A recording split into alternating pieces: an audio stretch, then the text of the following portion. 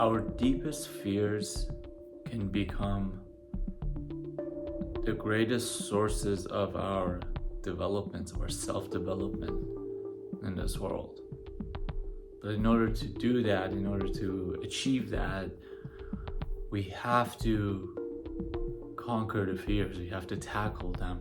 We have to face them on a daily basis. We have to make a routine out of going after the fears and facing the fears. What we cannot do is to run away. What we cannot do is to avoid the fears entirely. In fact, the more we try to avoid our fears, the longer and the farther we go from the journey of self-growth. The more we try to hide our fears, the more we try to avoid our fears and pretend like they're not even there, the farther off-road we are on the journey of self-development, on the journey of self-discovery. So our fears are a guide. Our fears are just like the stars at night, guiding the sailor onto the journey of the night. Our fears are a guide towards the destination which is unknown. We don't know where we go. We don't know what the future holds in any way, and that by itself is a source of fear. That by itself is a scary concept for just about everyone. And so our fears are only a tool to guide us towards the journey of unknown. So how do we go from identifying our fears, to processing them, to developing them, becoming friends with them, and then using them as a source of superpower, using them as a guide, using them as a journey that leads us to not only self-growth, but ultimately to growth in our relationships, to growth maybe in our businesses, to improving our ability to connect with loved ones and to be a better guide for maybe our kids or the next generation. So we are on the journey of carving our way through life and creating our paths. There is really no path laid out for anyone. It is all essentially an illusion. I mean, if there is a path ahead for a child, that is only a preconceived notion of a previous generation, right? It is only a carved path by parents or family members, caregivers, who wish for that child to pursue a certain journey in life. It is not by any means a journey of choice. The journey of choice begins with being lost. The journey of choosing our path begins with not having any path, begins with not knowing what to do. The journey of self-discovery begins with complete self-loss. And this is what maybe throws everybody off, right? Because in order to find yourself, you must first lose yourself.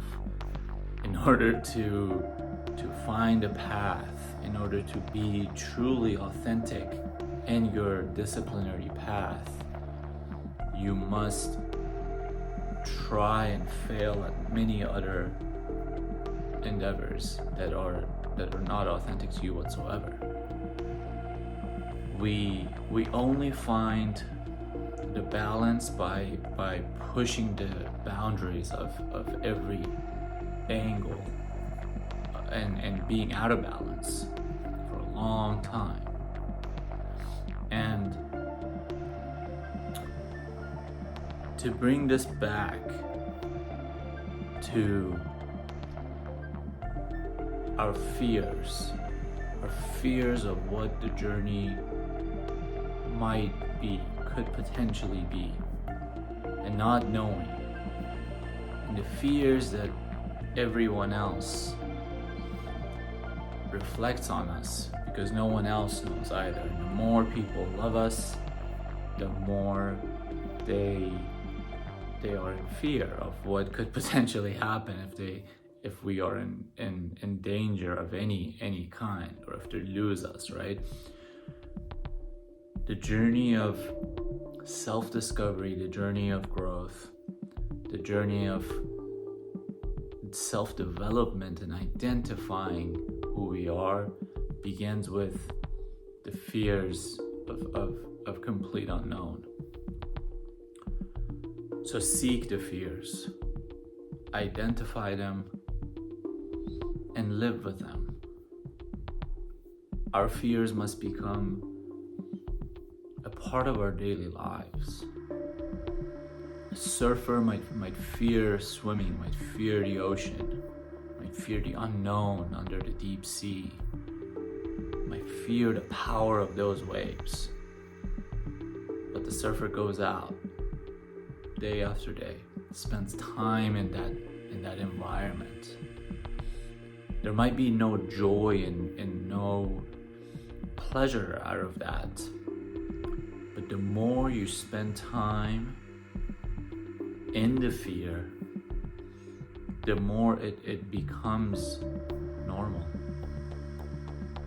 And the more you grow as a human being. But the key aspect to any fear and the key aspect to any kind of growth for us is time. When we water a plant, we plant a seed, and water the seed, the plant does not grow. It takes years and years of care, development, watering for that seed to turn into the tree, the plant, right? And that's what we need as human beings.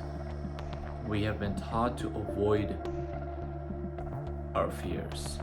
We have been taught to run away, to reject any form of danger. And danger does not just mean the high 7 feet waves in the ocean. Danger is starting a business. Danger is falling in love. Danger is maintaining friendships that require needs from you, that are demanding, that take time, that take attention, that might even take assets. They might take some level of financial commitment.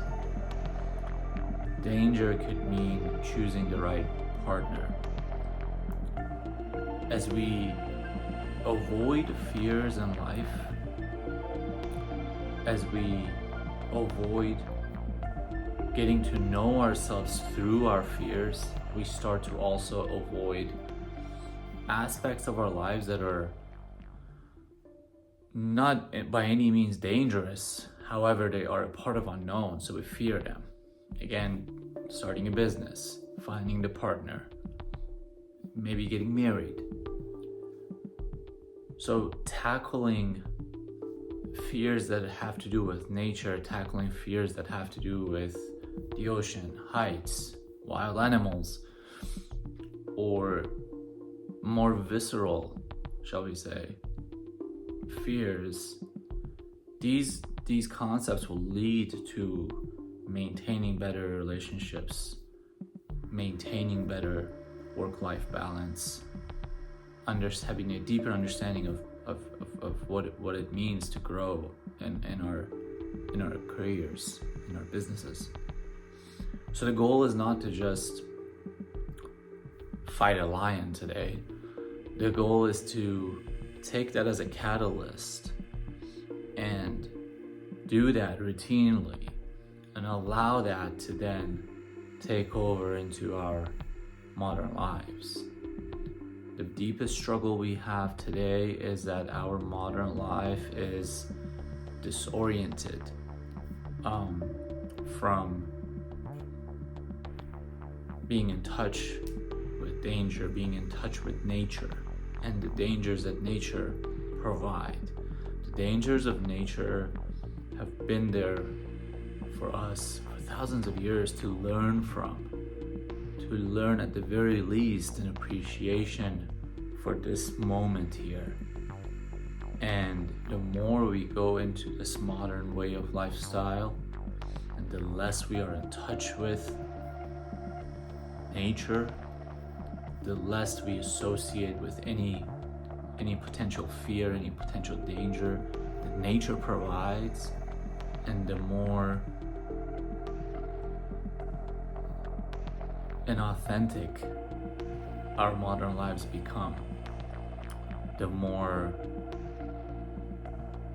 disoriented our modern lives become, and the more we lose